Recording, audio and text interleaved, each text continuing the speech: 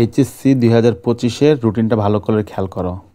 প্রতিদিন সকাল 10টা থেকে বেলা 1টা পর্যন্ত পরীক্ষা হবে, আর কিন্তু আরেকটা শিফট রয়েছে 2টা থেকে 5টা। পরীক্ষা শুরু হবে 26শে জুন থেকে। প্রথম শুরু হবে বাংলা প্রথম পত্র দিয়ে। খেয়াল করো, বাংলা প্রথম পত্রের পরে কিন্তু দ্বিতীয় পত্রের আগে 2 দিন বন্ধ, 26, 27, 28 2 দিন বন্ধ। এরপর হচ্ছে বাংলা সেকেন্ড পেপার পরীক্ষা হওয়ার পরে দেখবা ইংলিশ ফার্স্ট পেপার পরীক্ষা হওয়ার জন্য 1 দিন বন্ধ। আর ইংলিশ ফার্স্ট পেপার হওয়ার পর ইংলিশ সেকেন্ড পেপারের দিন দেখবা 2 দিন বন্ধ। আর ইংলিশ সেকেন্ড পেপার থেকে আইসিটি পর্যন্ত তোমরা পাবে 3 দিন বন্ধ। আর আইসিটি থেকে তোমরা হচ্ছে ফিজিক্স অথবা অ্যাকাউন্টিং পরীক্ষার জন্য পাবে হচ্ছে 2 দিন বন্ধ। আবার সেকেন্ড পেপারের জন্য বন্ধ হবে কত দিন? 2 দিন। এখন এই সময়গুলোতে গিয়ে যদি দেখো যে তোমরা কিন্তু বাংলা প্রথম পত্র, দ্বিতীয় পত্র, ইংরেজি প্রথম পত্র, দ্বিতীয় পত্র অনেকে একটু কম গুরুত্ব দিয়েছ। তোমাদের হচ্ছে ডিপার্টমেন্টের সাবজেক্টের তুলনায় এগুলো একটু কম সময় দিয়েছ। যারা এগুলোতে কম সময় দিয়েছ তাদের জন্য আমি বলবো জুন মাসের একবারে শুরু থেকেই তোমরা এই যে 7টা সাবজেক্ট আছে, এই 7টা সাবজেক্টকে বেশি গুরুত্ব দিবে একবারে জুন মাসের শুরু থেকে। কিভাবে পড়বে ডিটেইল রুটিন আমি বানিয়ে দিব। জুন মাসের শুরু থেকে এই 7টা সাবজেক্টকে প্রায়োরিটি দিবে। বাংলা প্রথম পত্র, দ্বিতীয় পত্র, ইংরেজি প্রথম পত্র, দ্বিতীয় পত্র, ICT, physics, accounting first paper, second paper, এগুলো পড়বে এবং শুধু এই সাবজেক্টগুলি বেশি করে পড়বে। কেন? দেখো যে এই যে প্রতি বছর আইসিটিতে কিন্তু হিউজ পরিমাণ বাচ্চা কাচ্চা ফেল করে, তাই 3 দিন খুব কম সময় হয়ে যায় অনেকের জন্য। তাই এটা আগে থেকে গুছিয়ে রাখবে যেন 3 দিনে খুব ভালো করে রিভিশন দিতে পারো। এবার সবচেয়ে ডেঞ্জারাস অ্যাকাউন্টিং এবং ফিজিক্স, এগুলোর জন্য কিন্তু বন্ধ 2 দিন করে। 2 দিন কিন্তু অনেক কম সময়।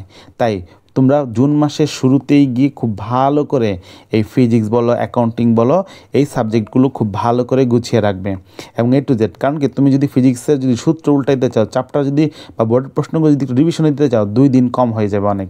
তাই এগুলো অনেক কম সময়। দেখো ইংলিশ ফার্স্ট পেপারের জন্য গুছানোর জন্য অনেক কম সময়। তাই জুন মাসের শুরু থেকে এই 7টা সাবজেক্টকে হাই প্রায়োরিটি দিয়ে করবে। এটার জন্য কীভাবে পড়বে সম্পূর্ণ একবারে ডে ওয়াইজ স্পেশালাইজ রুটিন আমরা বানিয়ে দিচ্ছি। এরপরে যাদের ভূগোল পরীক্ষা যদি যুক্তিবিদ্যা থাকে তাহলে ভূগোলের পরীক্ষার্থীরা যুক্তিবিদ্যার পরে 2 দিন বন্ধ পাবে। তারপরে হচ্ছে ভূগোল সেকেন্ড পেপারের জন্য তোমরা হচ্ছে 1 দিন বন্ধ পাবে। আর যারা হচ্ছে সায়েন্সের কেমিস্ট্রি ফার্স্ট পেপার পরীক্ষা দিবে, ঠিক আছে, বা হচ্ছে যাদের উৎপাদন ব্যবস্থাপনা বিপণন হচ্ছে মার্কেটিং সাবজেক্টটা আছে কমার্সের, তারা হচ্ছে কিন্তু এখানে মোটামুটি 6 দিনের একটা বন্ধ পেয়ে যাচ্ছ।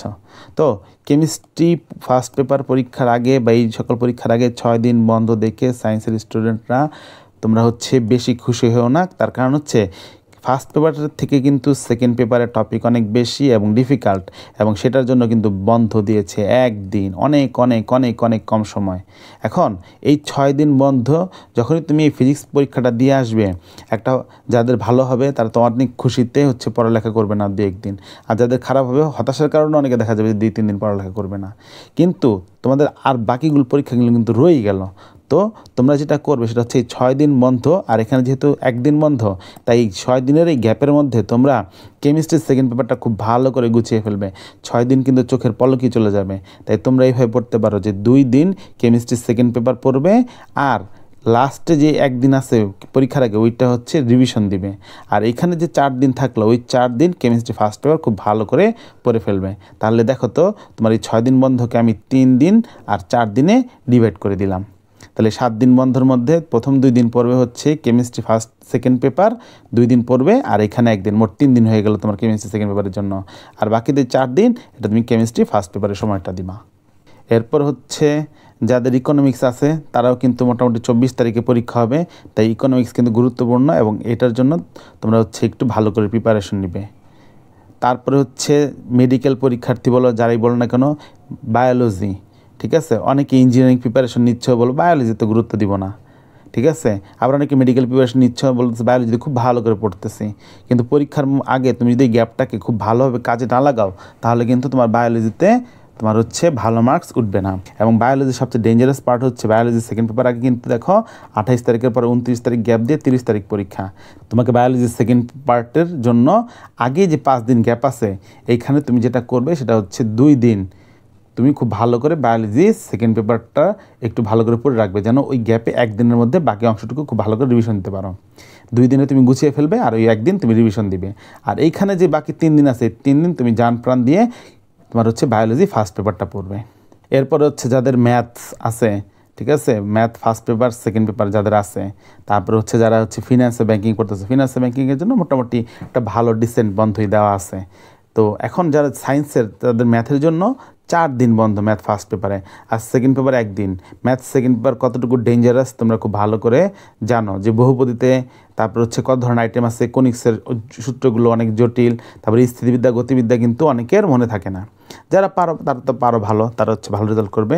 আমাদের মূল বিষয় হচ্ছে অধিকাংশ স্টুডেন্টের হচ্ছে কি ম্যাথটা 1 দিন বন্ধ, সেকেন্ড পেপার সবচেয়ে ডেঞ্জারাস, এখানে কিন্তু বন্ধ দিয়েছে 1 দিন। তো এখন এই 1 দিন বন্ধ হবে না, তাই তোমাদেরকে আগেই কিন্তু পরীক্ষার আগে এটা গুছিয়ে ফেলতে হবে। আর এই জায়গায় যখন পড়বে, আমরা মোটামুটি ফার্স্ট ইয়ারের সবারই কিন্তু ম্যাথ ফার্স্ট পেপার ভালো পড়া আছে, এই জন্য তোমরা এই জায়গায় 3 দিন দিবে, ঠিক আছে। যার খুব বেশি ভালো পড়া আছে সে 2 দিন দিবে, আর বাকি 2 দিন এই সেকেন্ড পেপারের জন্য দিবে। আর যা একটু কম পড়া আছে সে 1 দিন পড়বে সেকেন্ড পেপার, আর পরে গিয়ে পড়বে সেকেন্ড পেপার। আর এখানে বাকি যে 3 দিন আছে, 3 দিন ম্যাথ ফার্স্ট পেপারটা খুব ভালো করে পড়বে। তাই ম্যাথ সেকেন্ড পেপার কিন্তু তোমাদের জন্য একটা ডেঞ্জার জোন। যারা হচ্ছে অ্যাডমিশন টেস্ট দিতে চাও, ইঞ্জিনিয়ারিং বা ভালো ভার্সিটিতে ভালো সাবজেক্ট পেতে চাও, তাদের জন্য কিন্তু ম্যাথটা খুব গুরুত্বপূর্ণ। আবার অনেকে চিন্তা করে ম্যাথ তো আমার অপশনাল, আমি এই জায়গায় খারাপ করলে কোনো সমস্যা নেই। তুমি চিন্তা করে দেখো, তুমি যদি অপশনাল সাবজেক্টে যদি প্লাস পাও, অন্য 3টা সাবজেক্টের মিস হয় প্লাসটাকে কিন্তু সে কাভার করে, রেজাল্টটা দেখতে কিন্তু অনেক সুন্দর লাগে। তাই কখনোই এটাকে কম গুরুত্ব দিবে না। এবং আমি আবার বলতেছি, ম্যাথ সেকেন্ড পেপারের কিন্তু খুব ডেঞ্জারাস একটা জোনে আছে, 1 দিন বন্ধ অনেক অনেক অনেক কম হয়ে যায়। তাই আগে থেকেই, এখন থেকেই ম্যাথটাকে গুছিয়ে নাও। এবং খুব ভালো করে বলতেছি যে তোমরা এই সময়ের মধ্যে কিভাবে পড়বে, তোমাদের ডেইলি রুটিন কি হবে, কত ঘন্টা করে পড়বে, কোন কোন সাবজেক্ট পড়বে, কি কি পড়তে হবে, A to Z গাইডলাইন দিয়ে দেওয়া হবে। কোন টেস্ট পেপার কিনবে, কোনটা ভালো, কিভাবে প্রিপারেশন নেওয়া উচিত, A to Z। ইতিমধ্যে আমাদের চ্যানেলে কিন্তু তোমরা হচ্ছে একটু গাইডলাইন দেওয়া আছে। তো তারপরও তোমরা আবার তোমাদের জন্য নতুন নতুন ভিডিওগুলো আসতেছে। এরপর কমার্সের ফিনান্স ও ব্যাংকিং পরীক্ষা আছে, ঠিক আছে। আবার হচ্ছে সমাজকর্ম সমাজবিজ্ঞান পরীক্ষা আছে, কিন্তু দুপুরের বেলায় খেয়াল রাখবে এগুলো। তারপর তোমাদের দেখো ব্যবহারিক পরীক্ষাগুলো শুরু হবে 11 তারিখ থেকে।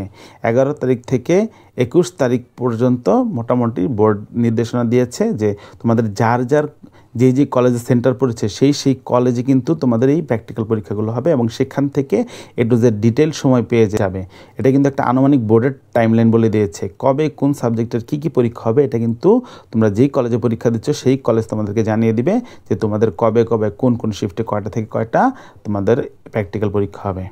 এসএসসি এবং এইচএসসি শিক্ষার্থীরা, তোমরা এই যে মাধ্যমিক এবং উচ্চ মাধ্যমিক শিক্ষা বোর্ড, এই যে ঢাকা এডুকেশন বোর্ড .gov.bd, এই ওয়েবসাইটে আছে, এই ওয়েবসাইটের লেটেস্ট নোটিশ একটা অপশন আছে, দেখছো? এই লেটেস্ট নোটিশ অপশনে গেলে তুমি দেখতে পাবে এখানে বিভিন্ন ইনফরমেশন দেওয়া আছে, যেমন এসএসসির সংশোধিত সময়সূচির এই রুটিনটা দেওয়া আছে, তারপর হচ্ছে এইচএসসি পরীক্ষার সময়সূচি, তারপর এইচএসসি ফর্ম ফিল আপ সংক্রান্ত বিজ্ঞপ্তি, A to Z সকল ইনফরমেশন কিন্তু এখানে দেওয়া আছে। এটা হচ্ছে অফিসিয়াল ওয়েবসাইট শিক্ষা বোর্ডের। এই ওয়েবসাইট তোমরা সবসময় ভিজিট করবে এবং এখানে খোঁজখবর রাখবে, উল্টাপাল্টা ওয়েবসাইটে না গিয়ে এই অফিসিয়াল ওয়েবসাইটে গিয়ে তুমি সবসময় যদি চেক করো, তাহলে তুমি এখান থেকে সকল অথেন্টিক ইনফরমেশন পাবে, এবং তুমি এই জায়গা থেকে সকল কিছু কী হচ্ছে বা সকল ইনফরমেশন তোমার শিক্ষা বোর্ডের সকল কিছু তুমি জানতে পারবে।